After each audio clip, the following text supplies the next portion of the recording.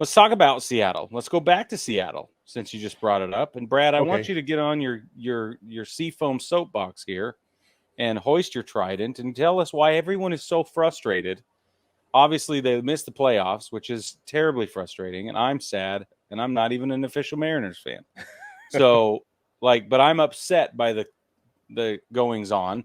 They did make their bed, and they do have to sleep in it. That's undeniable. But Exactly. we are not the only ones that feel that way. Why don't you take it away and tell everybody what Okay. happened? Okay. First off, let's talk about some things that went on this weekend about why the Mariners are not in the playoffs. So Saturday, Luis Castillo was the starting pitcher for the Mariners. He went 2 2/3 in what ended up being an elimination game for the Mariners. He gave up 5 hits, struck out 4, walked 5 with 4 earned runs. Oh, Now, not a very good bad. outing by any stretch of That's the very bad. imagination, especially for Luis Castillo. It was ugly.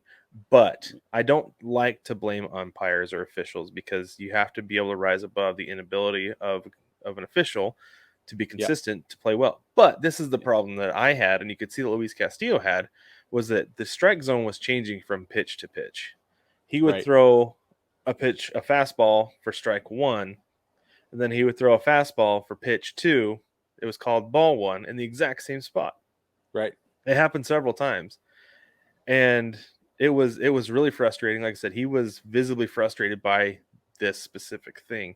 Now, this is the thing that really bugged me about this, though, is that Sunday I saw a lot of big social media accounts, big Instagram accounts, clipping Luis Castillo's final pitch, which was a fastball that went up and away, would have hit a right. It went up and away on a left-handed batter, would have hit a right-handed batter in the head.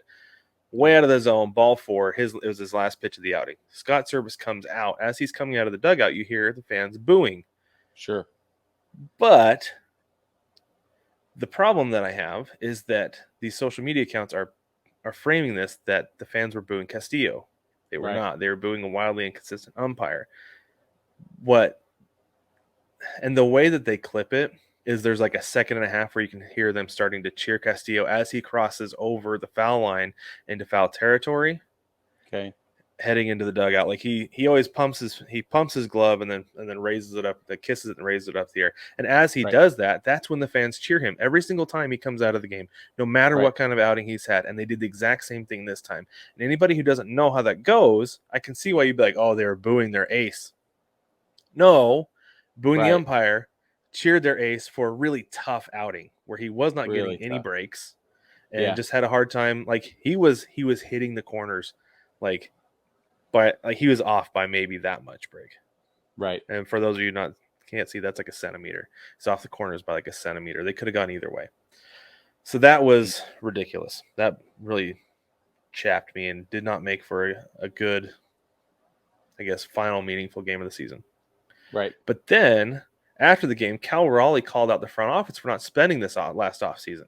Here you go. And Jewel and I on the Seattle Baseball Together podcast have talked a lot about this going into the season, that they basically punted on the offseason. When it was the Good. winter meetings, Over. they're like talking to anybody to make some deals. Like, oh, well, we're just whiteboarding right now. Excuse me, baking powder? Baking powder. Yeah. I don't think that's what you do at the winter meetings. You try to make No. your team better, and Right. they really didn't. So Cal Raleigh called them out and said, it's time to go out this offseason and spend the money. You see the kind of guys that other teams have gone out and gotten. Corey Seager took the Rangers to the playoffs, despite the fact that the Rangers went out and they paid for Jacob deGrom. They paid via trade for Max Scherzer. Both guys out. What do? You've got to have somebody step up and carry the load. And Corey Seager certainly did, to the point that he very well could take the MVP from Shohei Ohtani because he was healthy to the end of the season and got his team in the playoffs when it looked like they were completely melting down.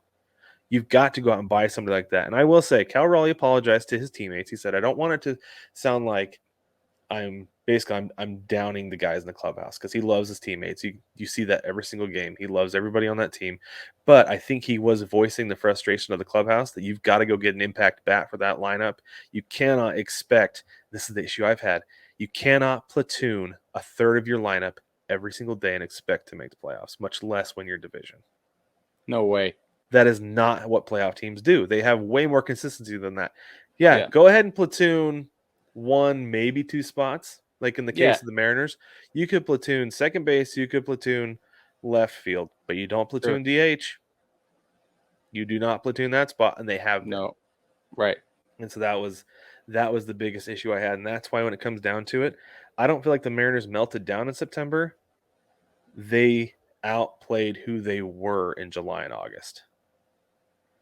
Because That's a good point. the front office admitted at the trade deadline, we did not do a good job putting this team together.